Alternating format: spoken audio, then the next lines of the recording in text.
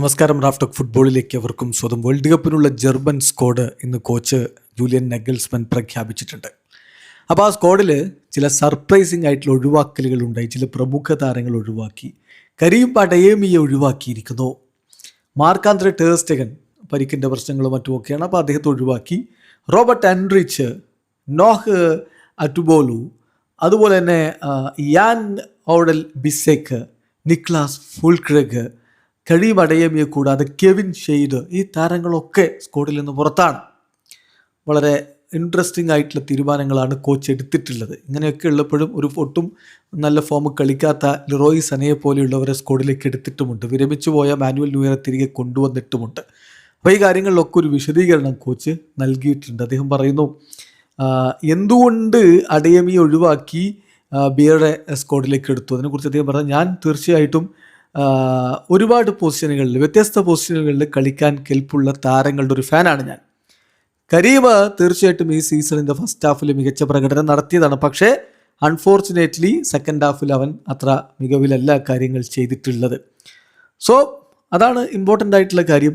ഞാൻ കുറച്ച് കാര്യങ്ങൾ പറയട്ടെ. കാരണം കരീം എല്ലായ്പ്പോഴും അവനൊരു ബിറ്റ് ഓഫ് എ നെഗറ്റീവ് റെപ്യൂട്ടേഷനുള്ള ആളാണ്.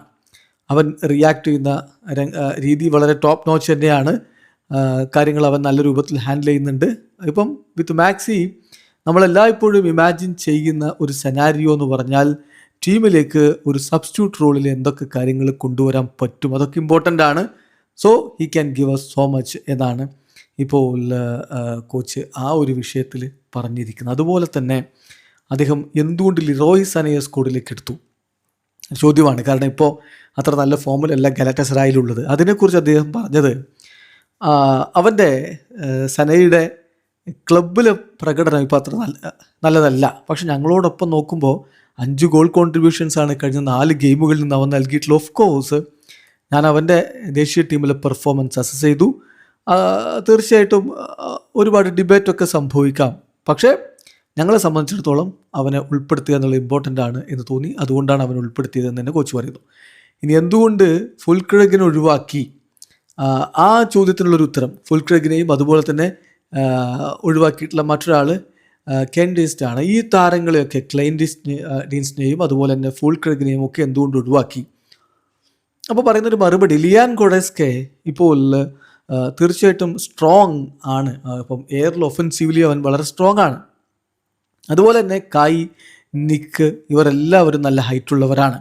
പിന്നെ ടിം ക്ലെൻഡസിൻ്റെ കാര്യത്തിൽ അദ്ദേഹം ഈ ഇയർ മൊത്തം കളിച്ചിട്ടില്ല, അതുകൊണ്ടാണ് ഒഴിവാക്കുന്നത്. പിന്നെ മറ്റൊരു പ്രധാനപ്പെട്ട ഒരു കാര്യം എന്ന് പറഞ്ഞാൽ ഫുൾക്രെഗിൻ്റെ കാര്യം, അധികമൊന്നും ഗോളുകൾ സ്കോർ ചെയ്തിട്ടില്ല. ഈ hasn't scored many goals in the past 2 years. അതുകൊണ്ടാണ് ഒഴിവാക്കപ്പെട്ടത് എന്നുള്ള ഒരു വിശദീകരണം കൂടി ഇപ്പോൾ കോച്ച് നൽകുന്നുണ്ട്. അതോടൊപ്പം ഒരു കാര്യം പറയുന്നുണ്ട്, നിക്കോള ട്രിസോൾഡി സ്ക്വാഡിലേക്ക് എത്തുന്നതിൻ്റെ തൊട്ടരികിലായിരുന്നു. അവനൊരു ക്ലാസിക് ടാർഗറ്റ് മാൻ അല്ലായിരിക്കാം, പക്ഷെ ഒരു ക്ലാസിക് സ്ട്രൈക്കറാണ്. സോ സ്ക്വാഡിലേക്ക് എത്തുന്നതിൻ്റെ എക്സ്ട്രീംലി ക്ലോസ് ആയിരുന്നു, എന്നാൽ അവസാനം ഒഴിവാക്കുകയായിരുന്നു എന്നുകൂടി കോച്ച് വളരെ കൃത്യമായിട്ട് പറയുന്നുണ്ട്. അപ്പം ഓരോ കാര്യങ്ങളിലും നഗൽസ്മാന് കൃത്യമായിട്ടുള്ള വിശദീകരണങ്ങളും കാരണങ്ങളുമുണ്ട്. വീഡിയോ അവസാനിക്കുന്ന ഫുട്ബോൾ ലോകത്തെ കൂടുതൽ വിശേഷങ്ങളുമായി റാഫ്റ്റോക്സ് വീഡിയോ എത്താം.